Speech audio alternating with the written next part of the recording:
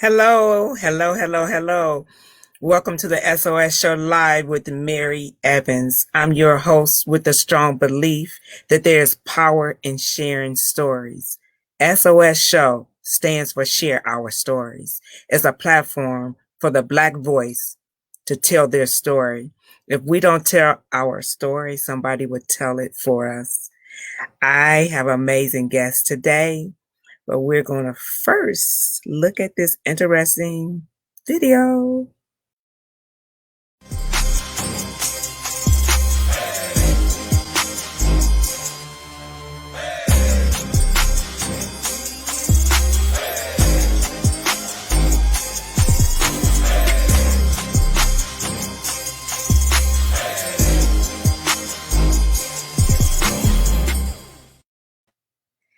Guys, I want you to help me bring Bakari K. Lumumba to the audience.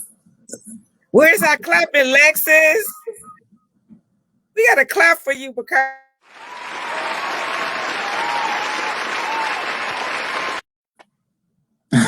Peace. We have to welcome you to the show with a standing ovation with the clapping. How are you today? I'm doing just fine. How about yourself? I'm actually doing really good. I want to talk about just a second how I met you. You know, Facebook, the platforms are so strong when it comes to networking, finding people that you want to interview on the show. And I was looking for somebody, you know, Dr. Umar Johnson was one of my first interviewees, and he followed Marcus Garvey, and everybody don't agree with what he say. I don't agree with everything he say, but the brother do speak some truth in a lot of things that he say. So I was looking for a male that sort of understand. Marcus Garvey was very strong. Things that he believed in, I think, is just amazing and impactful for the Black community. So I want to talk about that because one of the books, what is one of your favorite books? Because I've been following you and I see you post one book in particular. Absolutely. Yes. Race First by Marcus Garvey. Yes, Race First, the Ideological and Organizational Struggles of Marcus Garvey and the Universal Negro Improvement Association by Tony Martin. For those of you who don't know, Tony Martin was the world's foremost Garvey scholar. He unfortunately passed away, but he was responsible for actually putting together the Marcus Garvey Library with, of course, Amy Jakes Garvey.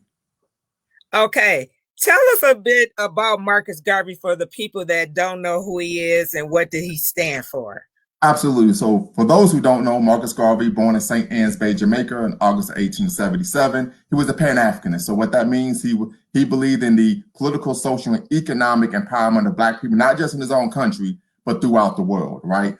And so Marcus Garvey, according to many, is considered the greatest Pan-Africanist that ever lived, right? So if you don't know about Marcus Garvey, check him out. He was the creator, the progenitor of the Universal Negro Improvement Association, African Communities League. He's most famous for what? The Black Star Line, right? And so for those of you who don't know, many people who think Pan-Africanism is just something that we came up here in the Western world, Kwame Nkrumah, who was the first president of Ghana, put a black star on a Ghanaian flag to honor Marcus Garvey's Black Star Line, which Marcus Garvey created to compete with the British White Star Line. When you say Pan-African, tell me exactly what that means when someone says I'm Pan-African. Absolutely. So simply put, Pan-Africanism believes that Black people, African people throughout the world, are part of one human family, and that's the African family, right? And we believe that being African is our most salient and most important identity. So you could be you could be African, you could be Black and be a Christian, be a Muslim, be Buddhist, you could be a feminist, you could be an economic capitalist or whatever. But we believe that the most important identity you have is what? Your African identity. And that we should work and coalesce around that to build and develop our own communities so that we can restore ourselves to our traditional greatness. So what are your thoughts when you hear people say, I don't consider myself African American or Black?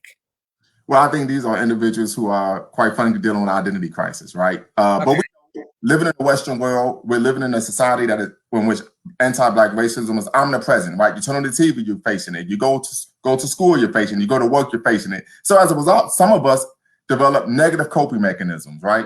And those negative coping mechanisms is we tend to turn to abstractions, right? To where I'm not black, I'm just a human being. Or if it's other people that try to make other identities more salient, maybe their gender, maybe their sexual orientation, or even their religion. And do you believe that when we were bought over, as slave, we lost that identity, and we have been, I would say, battling, trying to find out who we are? What are your thoughts on that? Well, yes, I think it's twofold. One, we know that there was African memory that was lost. I think James Baldwin said to be African American is to what, be African with no memory, and to be American with no privilege. Yes. So we're dealing with that on a daily basis, right? But I think part of it that we also have to understand is that we have retained some Africanisms in African American culture, right? I cite W.E.B. Du Bois's PhD, his dissertation on the Philadelphia Negro, right, in 1899. We could cite many of the Africanism and African American culture in terms of looking at African cultural retention in terms of kente cloth, right? The braiding hair, wearing head wraps, even when we go to the Black church in the practice of shouting and so on and so forth comes from the ring shout and of course the Congo. So there are we do have forms of African cultural retention in African American culture, but unfortunately, because these things aren't taught at an institutional level, we oftentimes aren't aware of them. So do you believe in Christianity? You know what? My parents are ministers, so you kind of put me on the spot, but I actually am an atheist. I am an atheist, but I grew up in a Christian household, and I do believe that there are truths in all religions, right? And so my parents would say the biggest truth is what respect and honor your father and your mother, right? Yes, yes. I believe there are truths in all religions, but I myself actually practice a form of Pan-Africanism that we find in Marcus Garvey's ideological son, Carlos Cook. You know what? I'm going to purchase that book.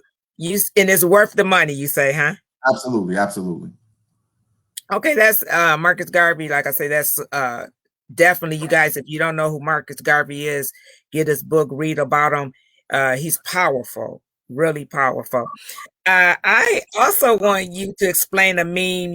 When I have people come on the show, I always go check out their page and see what they're about. And this meme here, the top says "Damaging to Our Children" 2021 Grammy Awards Wholesome Family Entertainment. I would like you to elaborate on this meme.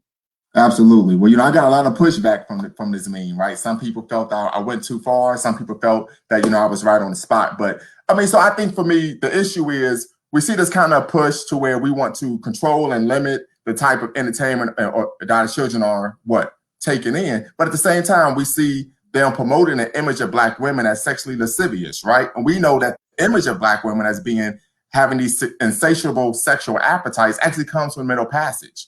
When, of course, the white men were raping Black women, and the justification was, well, you can't rape the willing, they always wanted, right? We see the sexualization of Black women with Sarah Barton, the Hottentot Venus, right? We see the sexualization of Black women throughout the American Western media. So the issue I have is that, and I'm not a Black woman, of course, but when we really look at some of our race leaders, the Ella Jo Bakers, the Ida B. Wells, the Anna June Coopers, right? The Mary Church Terrells, they pushed back against this idea that Black women were just sexual creatures, right? But they were thinkers. They were more to them than just being sexual. So for me to see the image of Black women now being praised as merely sexual in nature, I think it's a situation where we're actually regressing. And I think part of that is because we don't know the history.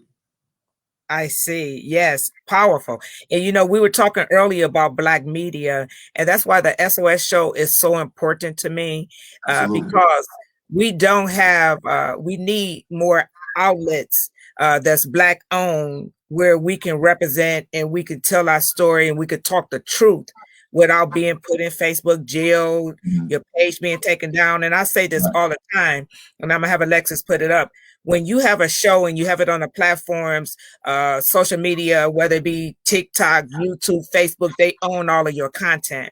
And we have a beautiful website that's done now, and we're going to strategically plan to move our show, and they can watch it on the website. Because when you start really getting deep and talking about Black issues and solutions, and going hard and raw, telling the real story, sometimes you get blocked. I stayed in Facebook jail a few years ago, but it tones you down, and I want to bring shows that's impactful and we could tell our story and tell it like it is, so we can help some people. You know what I'm saying? So Absolutely.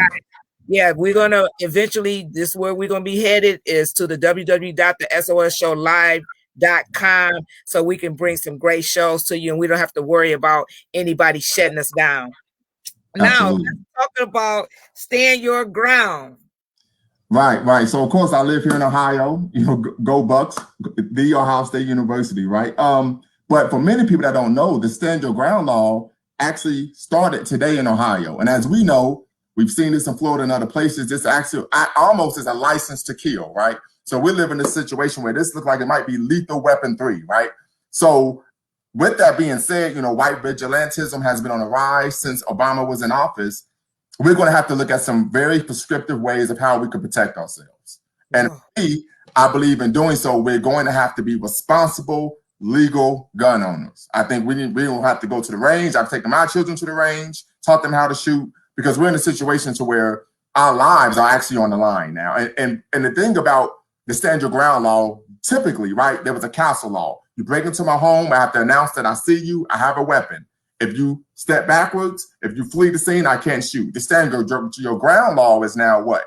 You can see someone, they could flee, but if I draw my weapon, I can still shoot. Because even though they're fleeing, I can argue that the person is still a danger to me. Doesn't make sense to me, but this is now the law. So we have to be very cognizant of the laws that are being passed and how they affect us and how we're going to move as African people here in the Western world, particularly here in the United States. We have to, it's just, I'm just wireless. You're absolutely right. What I want you to do, because I told you at the end of the show, I was going to let you take over and do your thing. I want you to talk about anything that you want our audience to know, as long as it's teaching, educating, impactful. Let's go, Bakari.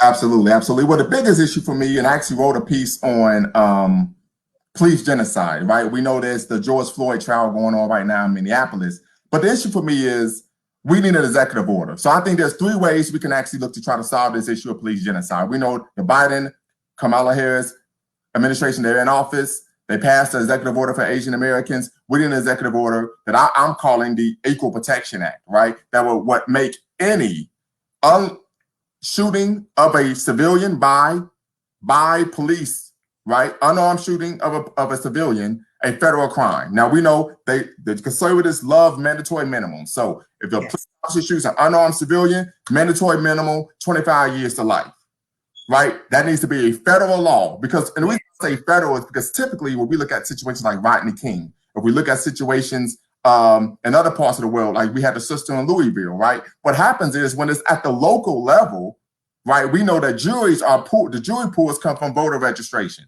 So you may live in a majority Black city, but that doesn't mean you live in a majority Black county, right? Right. So for example, if you are in Cleveland, Cleveland is a majority Black city, by Cuyahoga County is a majority white county, right? So when they pull the jurors are going to be most likely white, and they're more likely to what? Exonerate the officers. This is what happened with King. But when the officers were charged at the federal level, hey, we're not going to do this, stack the jury with a certain racial group. It's going to be evenly distributed, and then you're more likely to get a conviction, right?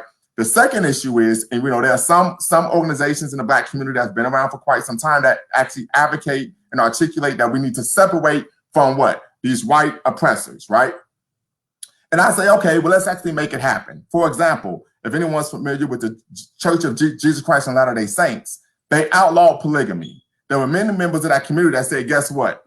We still want sister wives. So we're going to leave Salt Lake City. We're going to go to northern Arizona, southern Utah, create our own municipalities where we're the mayor, we're the city commissioners, etc., we're the police, and then practice our own lifestyle. I believe that we can do that. Some people say, hey, that's nonsensical. That's too far out. That's going to take too much. Absolutely not. How do you think suburbs were created? This was white folk that said, I don't want to live with Negroes. I don't want my kids going to school with Negroes. I don't want little Mary going across the street and playing with Jamal. So we're going to move to a rural area of the county and develop it. And that's how you got places like what? Yes. Pontiac. That's how you got places that you're in Cleveland, like Avon Lake, etc. Right? So we can, and now what's what? If Black people who are Black-minded is the mayor, If black people who are black-minded is the police chief, we shouldn't have to worry about police genocide anymore, right? We could actually deal with law enforcement in a just manner. And here's the last one, which many people might feel a way about this, that there may be a time where we have to clap back. We know this. So we talk about the Deacons for Defense, right? And you had white folks, some of them actually sheriff's deputies. When we were marching in Mississippi, saying we're going to kill this, that, or whoever, Deacons for Defense said, don't worry about it. We got you back. We got your back. If they want to firefight, this is what they're going to have to get. Because the reality is the protesting isn't solving the problem. It's not solving the problem. We scream, we yell, and guess what happens? Not guilty. We don't even get an indictment. So at some point, we might have to go watch the Battle of Algiers. That talks about the Algerian resistance to French occupation in North Africa. And we might have to take on some of those prescriptive solutions. Whoa, you preaching. I want to say hello to Donna Bryan and Donna Jean Brown. We appreciate you listening. Guys, if you out here, let us know where you're listening from. Please like, share, and comment. And I'm telling you, this is what it's about, is bringing topics to the show that we can talk about and we can learn and educate. When, you hit me hard when you said clap back. It even hurt me to my heart to even think about that. That's a direction that I really think that if things don't change, that's exactly where we're going, because you said it. We're so tired of marching and preaching and begging people to treat us right and don't kill our sons. We love our children just as much as you do, but it comes a time when you just get tired. And I heard a guy say just last week, they say, we got so many of these so-called gangsters in the street. Absolutely. Killing each other. Where these gangsters at when they out here shooting us and killing us for nothing? Where the gangsters at? And I said, absolutely. But wait a minute, Bakari. I'm like, no, don't even talk like that. They like, Mary, like for real? Like, we've been doing this stuff and it's not working. Right. And the reality is, I don't mean to cut you off, is Malcolm said this 50 years ago. He said we would never get protection from the federal government. Right. He said, so at some point, we're going to have to protect ourselves. When we look at the late, great Black Panther Party, the late, great Dr. Huey P. Newton, right? People don't want to talk about the fact that he had a PhD. But the reality of the situation is they said, we are going to have to defend ourselves from police. So they started patrolling the police, not because they wanted to be adversarial, not because we don't have a respect for law enforcement, but because the reality of the situation is they're not doing their job. For example, and I'm going to shut up because I know I'm monopolizing the conversation, but we all pay taxes, right? So when you pay taxes in whatever particular city you are in, you're paying for fire service. What we're getting with the police is a situation where, for example, the fire department comes to your house and sets a fire. Right, instead of putting out preventing the fire, they're setting the fire. So instead of protecting and serving, they're actually bringing violence to the community. The reality is, if anyone could talk about this, we talk about race soldiers in the Black community. Right, they act like they're the Gestapo. Right, you would thought they were Hitler's goose steppers in World War II, but they show up sometimes with their chest puffed out, trying to cause a problem. They do. Because I actually am a veteran. Right, I served 6 years in the Ohio Army National Guard. And there were individuals in the National Guard who would told me, hey, I want to be a police officer, not in my hometown. I want to go to Dayton. I want to go to Cincinnati. And that's where the fun is. I want to kick doors in. I want to be, shoot out the OK Corral. So we have to understand that many individuals are going into policing, not to protect and serve, but to get into firefights, to push people around, to be, they didn't have any friends when they went high school. They want to be bullies. They bullies, really. Absolutely. But you know what? And one thing, talk black to me. Thank you. Oh, listen, that's what we do on the SOS show. Please like, share, and keep the comments coming. Hello, T and Talk. A lot of people talk about all the bad things Black Panthers did, but one of the things I loved about them, I was reading, is that when Black was pulled over by the police, somebody was called in and they sit behind that car until they saw everything was safe. Absolutely. Absolutely. What happened to that? Because just the thought of, you pulled over and that somebody is coming to make sure that you're okay and the police doing what they're supposed to do, it's almost like we have regressed. Instead of going frontwards, we've been going backwards. Okay, absolutely. Bakari, you are brilliant, powerful stuff. And that's what I like about your interview here with you today, Bakari, is you bring solutions.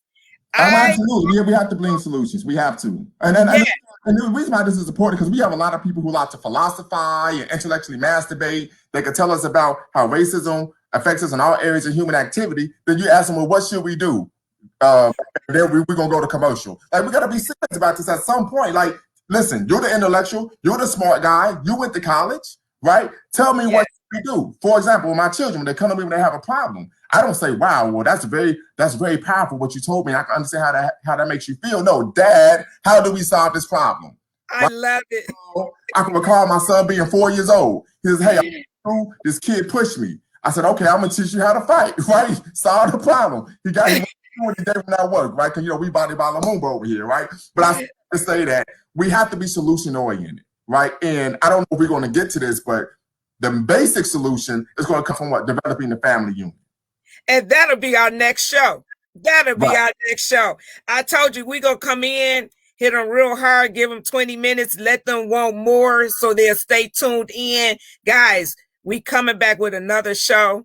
Bakari, I can't wait to bring you back on. We're going to wrap it up, and I hope you enjoyed it. Please like, share, and comment, because we are going to come back with some strong, impactful shows. We appreciate you. Please tune back in, and thanks for listening. Bakari, thank you for coming on the show. The SOS. Thank you.